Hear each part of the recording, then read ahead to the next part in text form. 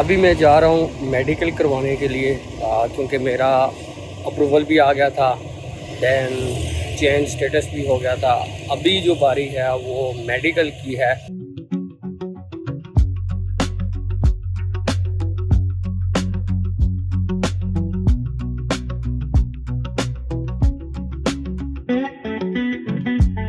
मेरी हैप्पीनेस से आपको अंदाज़ा हो गया होगा कि वो मैंने क्लियर कर लिया है। इसमें काफ़ी लोग ऐसे थे कि जिनका क्लियर नहीं भी हुआ।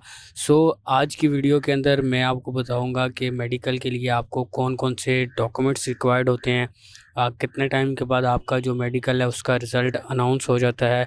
इसके अंदर ये बताऊंगा कि जब आप ऑन दी सेंटर जाएंगे तो वहाँ पे आपके कौन कौन से टेस्ट्स होंगे। मैं अपना सारा जो मेरा कल का एक्सपीरियंस है वो आपके साथ शेयर करूँगा, ताकि आप पहले ही उन सारी चीज़ों को वर्कआउट कर लें और ऑन द डे जब आप जाएं तो ऐसा ना हो कि आपका मेडिकल फ़ेल हो जाए। और ये मेडिकल ऑल नेशनैलिटीज़ के लिए है, जो यूएई में जो है ना वर्क वीज़ा पे, एम्प्लॉयमेंट वीज़ा पे, फैमिली वीज़ा पे, किसी भी वीज़ा पे जो कि रेजिडेंसी वीज़ा है, ठीक है, अदर देन विज़िट वीज़ा।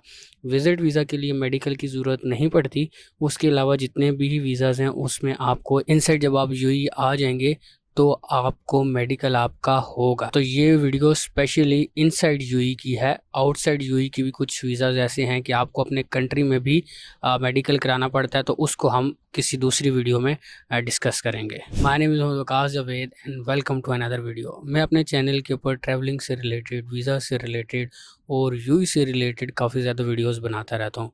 तो अगर आप इस तरह के कंटेंट में इंटरेस्टेड हैं तो आप मेरे चैनल को सब्सक्राइब कर लें, क्योंकि आने वाले दिनों में मैं अपनी सारी जर्नी आप लोगों के साथ शेयर करूँगा कि आपको एमिरेट्स आईडी कैसे मिलती है, मेडिकल कैसे होता है, जॉब आप कैसे हंट कर सकते हैं, लिविंग एक्सपेंस कितना है यूएई में।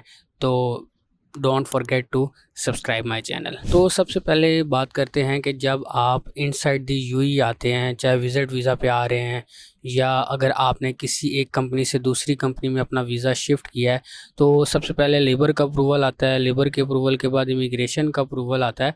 तो उसके बाद आपको अपना मेडिकल करवाना पड़ता है। अगर आपका मेडिकल फ़िट होता है, मेडिकल आपका क्लियर होता है, तब ही आपको एमिरेट्स आईडी मिलती है। अगर किसी बंदे का मेडिकल फ़ेल हो जाता है तो आप समझिए जो आपका वीज़ा है वो भी रिजेक्ट हो सकता है। तो इमिग्रेशन की अप्रूवल के बाद जब आपका मेडिकल का प्रोसेस होता है तो उसको आपने किसी टाइपिंग सेंटर से टाइप करवाना होता है। अगर तो आपकी कंपनी प्रोसेस कर रही है तो वो आपको टाइपिंग सेंटर से उनका जो पीआरओ आपका जो होगा वो आपको एप्लीकेशन टाइप करवा के दे देगा। तो वो एप्लीकेशन मस्ट है।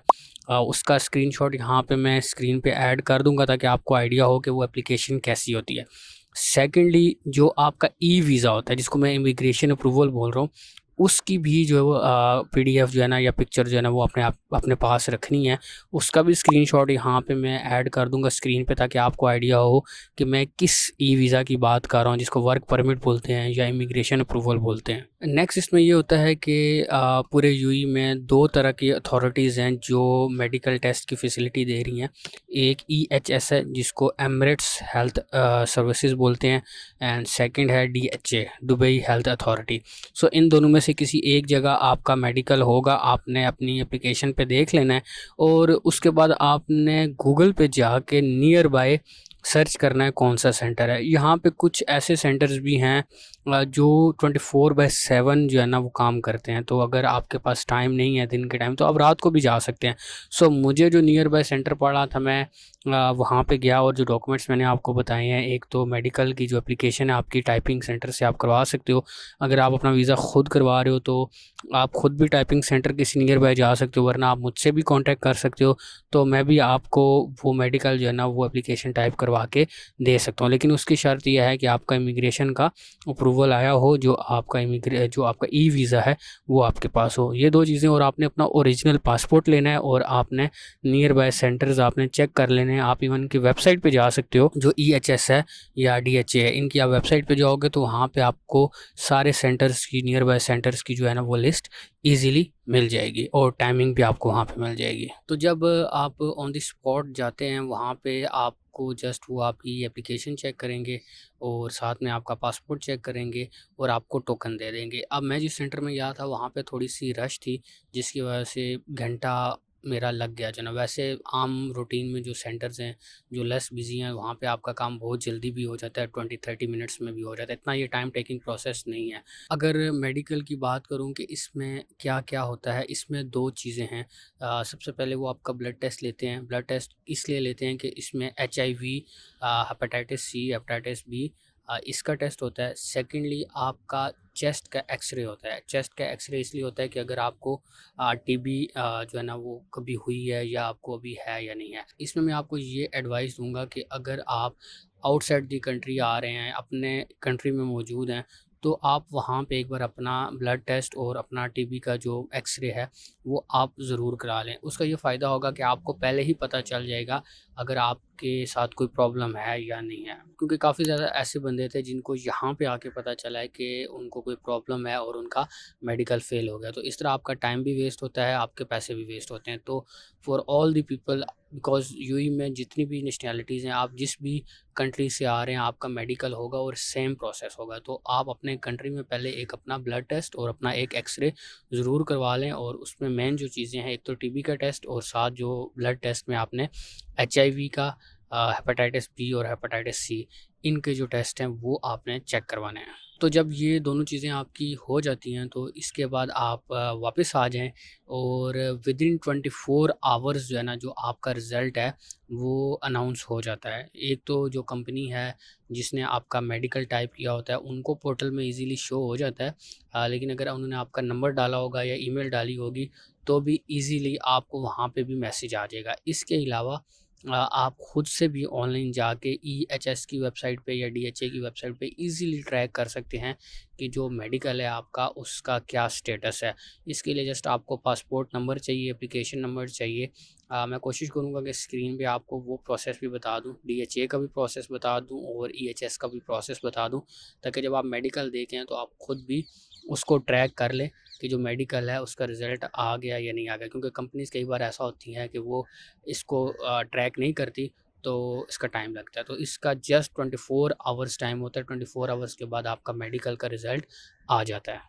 तो आपका जब मेडिकल का रिज़ल्ट आ जाएगा तो मैं यहाँ पे स्क्रीन पे ऐड कर दूँगा, इस तरह का जो है ना वो मेडिकल का सर्टिफ़िकेट आपको मिलता है जिस पे लिखा होता है कि आप फ़िट हैं।